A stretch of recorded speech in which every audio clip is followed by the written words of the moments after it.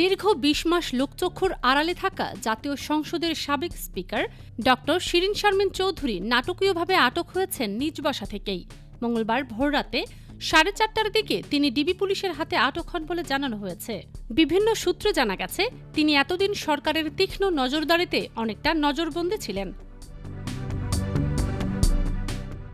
ছাত্র জনতার তীব্র আন্দোলনের মুখে ২০২৪ সালের ৫ আগস্ট দুপুরে সংসদ ভবন এলাকায় নিজের সরকারি বাসভবন থেকে বেরিয়ে যান তিনি। সেদিন লাখো মানুষকে সংসদ ভবনের দিকে অগ্রসর হতে দেখে নিজের জীবন বাঁচাতে আত্মগোপনে যান তিনি। যাবার সময় তিনি স্পিকারের জন্য বরাদ্দ গাড়ি ব্যবহার করেননি। পলায়নের সময় তার সঙ্গে ছিলেন স্বামী ও কনিষ্ঠ সন্তান। তবে সংসদ ভবন থেকে বেরিয়ে তিনি কোথায় গিয়েছিলেন তা এখনও রহস্যঘেরা। অজ্ঞাত স্থানে থাকা অবস্থায় সরকার পতনের ২৭ দিনের মাথায় ২০২৪ সালের ২ সেপ্টেম্বর স্পিকার পদ থেকে তিনি পদত্যাগ করেছেন বলে জানায় অন্তর্বর্তী সরকার। রাষ্ট্রপতির কার্যালয় থেকে গ্যাজেটও প্রকাশিত হয়েছিল এই বিষয়ে।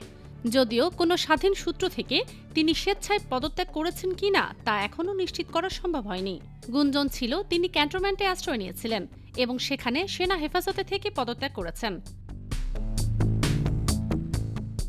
একটি সূত্র দাবি করেছে, আত্মগোপনে থাকা অবস্থায় ফ্যাসিস্ট সরকারের ৩ ভুয়া পার্লামেন্টের স্পিকার শিরীন শারমিন ২০২৪ সালের ৩ অক্টোবর পাসপোর্ট পেতে আবেদন করেন। একই বছরের ১০ অক্টোবরে অজ্ঞাত স্থান থেকে তিনি পাসপোর্টের জন্য আঙ্গুলের ছাপ ও চোখের আইরিস দিয়েছেন বলে অভিযোগ পাওয়া যায়। শিরীন শারমিন চৌধুরী ২০১৪, ২০১৮ ও ২০২৪ সালের বিতর্কিত ও ভুয়া নির্বাচনে রংপুর ৬ আসন থেকে সংসদ সদস্য নির্বাচিত হন।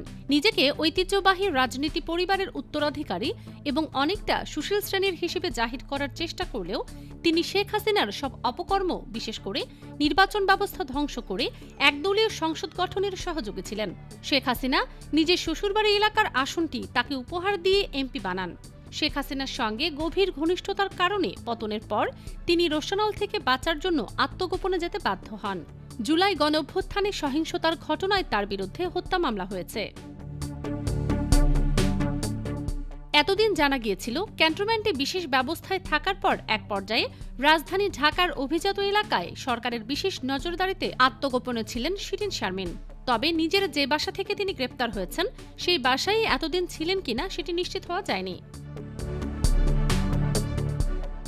IBTV USA, new York.